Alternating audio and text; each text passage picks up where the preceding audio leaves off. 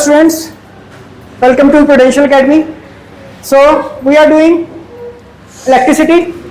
We are on question number 81. Okay. So Kudrat, please read. Describe Joule's law of heating. This law states that heat produced, H, is a resistor indirectly proportional to the first square of current, second resistance of the circuit, third time for which the current flows, that is H is equals to I square RT. This is Joule's law of heating. This is Joule's law of heating. जब किसी wire में से current flow कर रहा है, it will depend upon which factors. Number one, square of current. अगर current ज्यादा flow होगा तो हीट ज्यादा होगी. करंट अगर कम फ्लो करेगा तो हीट कम प्रोड्यूस होगी. रेजिस्टेंस, अगर इस वायर की रेजिस्टेंस ज्यादा है तो हीट अगर कम है तो कम होगी. एलॉयज की रेजिस्टेंस ज्यादा होती है या मेटल्स की? Resistance of alloys are much more than the constituting metals. Than the जिनसे वो बना है, वो alloy जिन मेटल से बना है उससे ज्यादा रेजिस्टेंस उस alloy की होती है.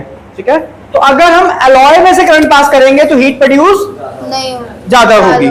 ठीक है, तो इसका क्या क्वेश्चन बना इस चीज के ऊपर, इस बात के ऊपर कोई क्वेश्चन बन सकता है? Why alloys are used in electrical heating devices? याद है question?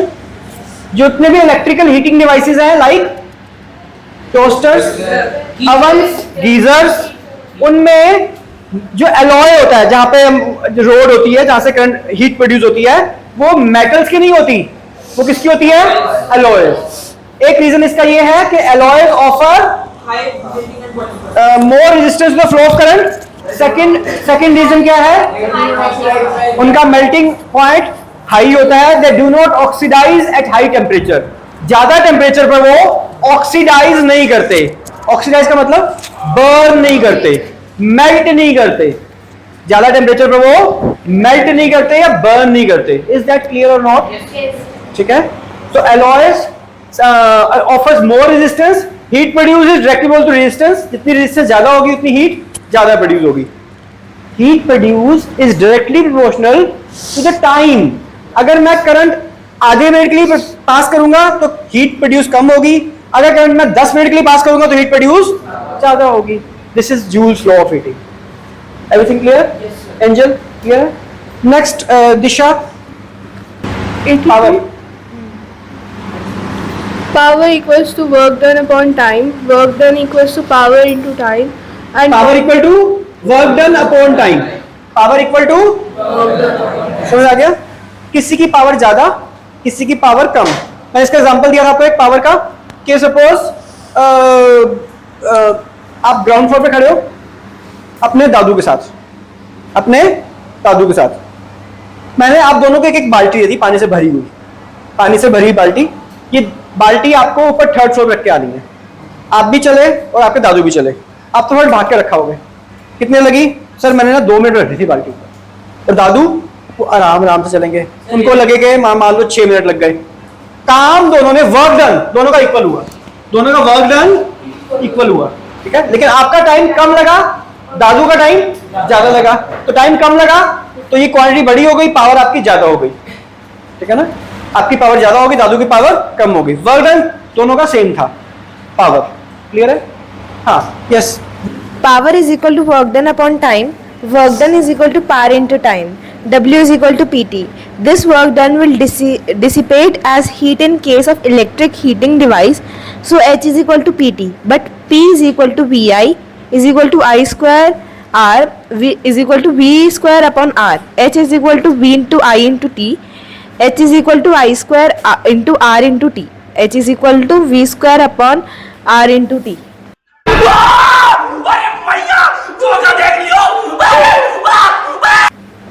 Work done equal to power in time होता है. पावर का एक फॉर्मूला और था, क्या था? VI. Yes sir. तो VI into T क्या बन गया? VIT. Work done equal to power का एक फॉर्मूला और था, क्या था? I square R. तो I square R into T, ये बन गया आई स्क्वायर आर टी। एक फॉर्मूला और था पावर का, V square upon R into T, ये बन गया V square upon R T. बंद करो, हाथ जोड़ के मैं मोदी साहब से गुजारिश करता हूँ। तो we got these 4 formulas of work done. Work done का सेकंड नेम एनर्जी, एक और नेम हीट। तो इनके 3 फॉर्मूले हो गए, 4 फॉर्मूले हो गए, ठीक है। 83. 3 bulbs of 60 watt each and 2 fans of 150 watt each are used for 3 hours daily. Calculate the monthly bill at the rate of rupees 5 per unit. Yes, everyone solve this question and write your answer in the comment box below. हम जब भी energy की बात करेंगे तो उसका ऐसा unit क्या होगा, जूल्स। एनर्जी का ऐसा यूनिट क्या होगा, Joules. But in 10th class हमारे में चैप्टर का नाम है इलेक्ट्रिसिटी। सो हम जो एनर्जी यूज करेंगे वो नॉर्मल एनर्जी नहीं होगी, वो एनर्जी कौन सी होगी, कमर्शियल एनर्जी। कौन सी energy, Commercial energy. Energy. Commercial energy का मतलब इलेक्ट्रिसिटी, कमर्शियल एनर्जी का मतलब Electricity. इलेक्ट्रिसिटी का या कमर्शियल एनर्जी का जो ऐसा यूनिट तो जूल ही है, बट कमर्शियल यूनिट उसका किलोवाट आ रहा है, क्या है। And we will always use not joule but kilowatt hour. कौन सी एनर्जी का, कमर्शियल एनर्जी का, इलेक्ट्रिकल एनर्जी का। याद रखना, अगर जूल में लिखोगे तो टीचर मार्क्स काट सकती है। चलो भाई देखो अब मैं क्या करता हूँ। There are quite bright chances कि वो मार्क्स काट ले आप। तो किलोवाट आवर के लिए आपको टाइम आवर में निकालना पड़ेगा।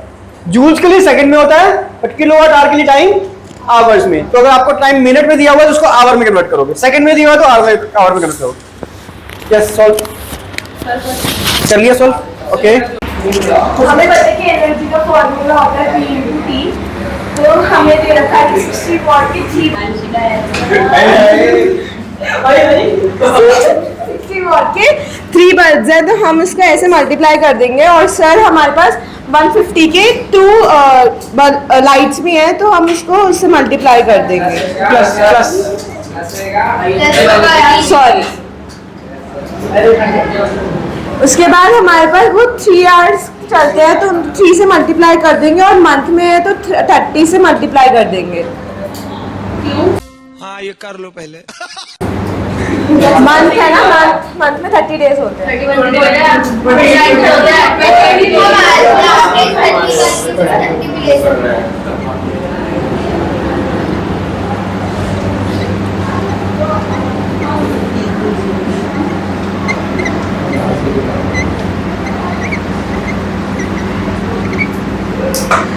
हमें पता है कि एनर्जी की ज़्यादातर कमर्शियल यूनिट किलोवाट आवर होती है, तो हम इसको किलोवाट आवर में कन्वर्ट कर देंगे।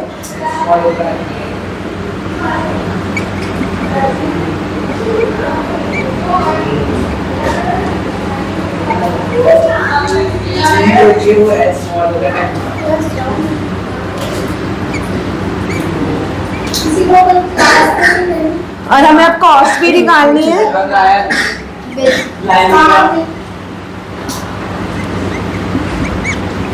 तो ₹5 पर दे रखा है, तो इसलिए हम 5 से मल्टीप्लाई कर देंगे, तो 216 रुपीज़ आ जाएगा। Very good. Yes, next question 4वीं।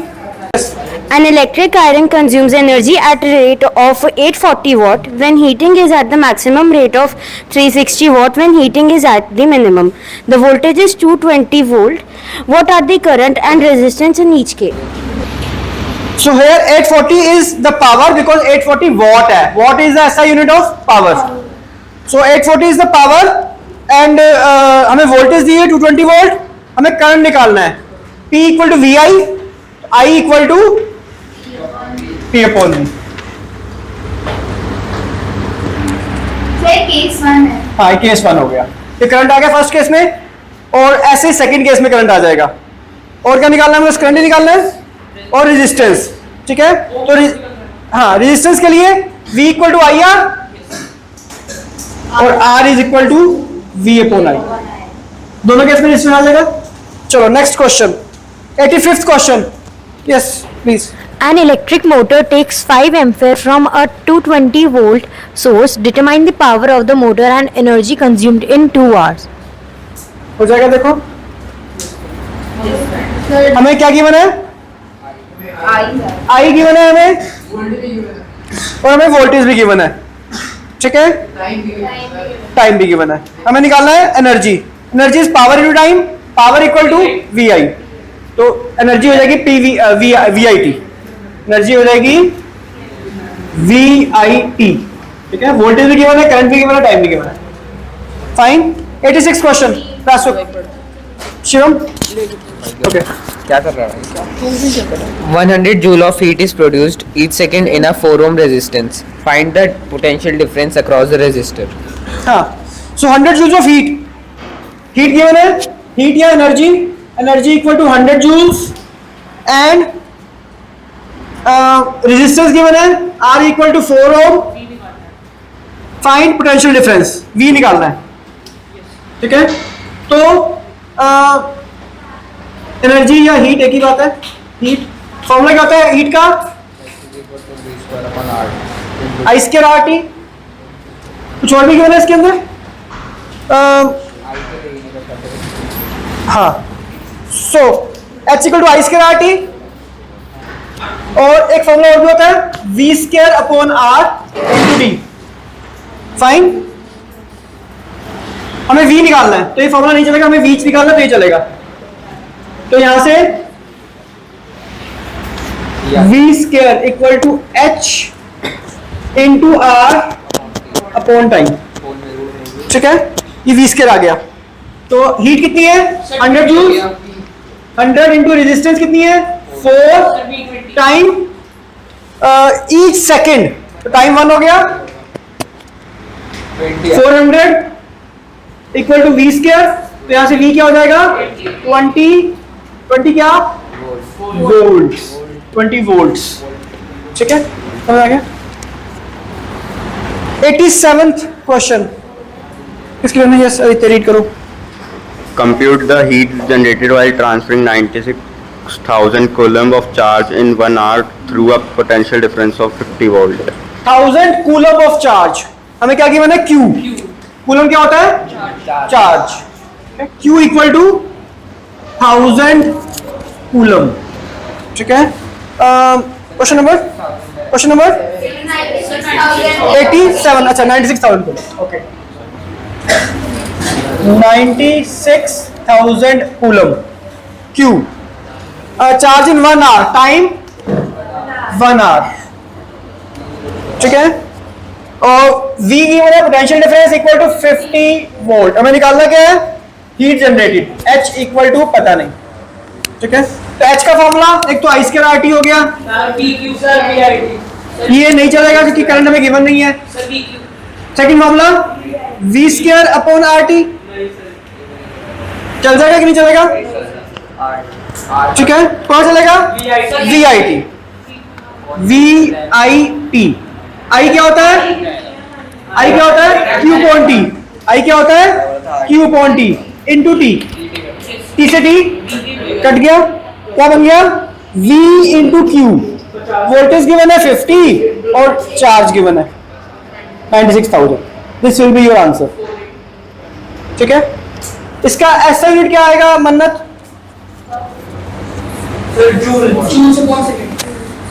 Heat active. ठीक है, हम हीट निकाल रहे हैं. हीट का एनर्जी का ऐसा यूनिट क्या होता है? जूल.